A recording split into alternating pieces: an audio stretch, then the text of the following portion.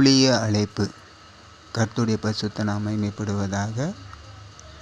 அப்போஸ்தலர் 9 அதிகாரத்தில் நீங்கள் வாசித்து பார்த்தீங்கன்னா, அங்கே பவுல் என்ற ஒரு மனுஷன் சேவான் கல்லெறிந்து கொல்றதுக்கு காரணமாக இருக்கிறவன் தான் இந்த பவுல். இவன் சிறு வயதிலேயே பக்தி வைராக்கியம் உடையவன். அதனால் இந்த ஸ்தேவான் அழகாக சொல்லுவார், இயேசு கிறிஸ்து தான் உண்மையான கடவுள், அவர் தான் உலக ரட்சகர்னு சொல்லுவார். முதல்ல ஆரம்பிக்கும்போது ஆபிரகாம்ல இருந்த யோசேப்பு, மோசே, தாவீது இப்படி எல்லாத்தையும் சொல்லி கடைசியாக சொல்லுவார், இவர் தான் உண்மையான கடவுள் அப்படின்னு சொன்னவொடனே அங்கே இருந்த மத குருக்கள் மூர்க்கு வெறி கொண்டு ஸ்தேவானை கல்லெறிஞ்சு கொல்லுவாங்க. அப்பொழுது ஸ்தேவான் ஆவியில் நிரம்பி வானத்தை அண்ணாந்து பார்ப்பார். அப்போது இயேசு வலது பட்சத்தில் நிற்கிறத பார்த்துட்டு சொல்லுவார், இந்த இரத்த பழி இவர் மேல் சுமத்தாதீங்கன்ட்டு சொல்லிட்டு உயிரை விடுவார். அதுக்கு முக்கிய காரணம் யாருன்னா இந்த சவுல் தான்.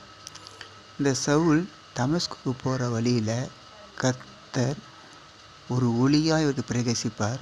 அந்த ஒளியில் ஒரு சத்தம் உண்டாகும், சவுலே சவுலே நீ ஏன் என்னை துன்பப்படுத்துறேன்னு கேட்பார்.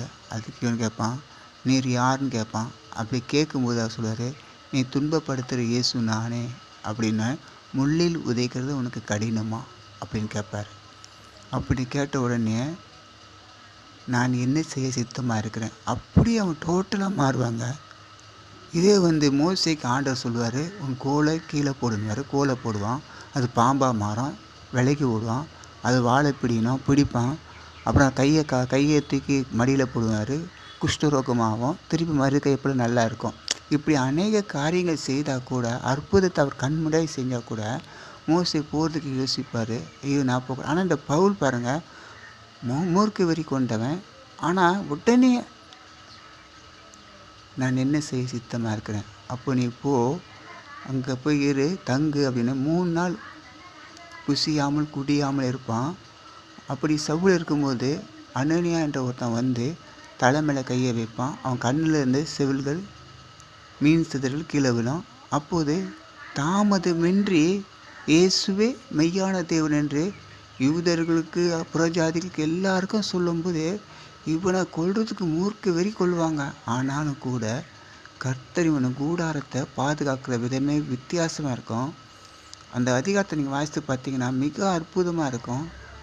அதுபோல் தான் ஆண்டவர் எவ்வளோ தான் துன்மார்க்கனாக இருந்தாலும் அவனை கொண்டு பெரிய காரியத்தை செய்வார் என்றதை இந்த பவுலை கொண்டு பார்க்கலாம். பவுல் அநேக நிருபங்கள் எழுதுகிறான். பவுலுக்கு ஒரு அழகான ஒரு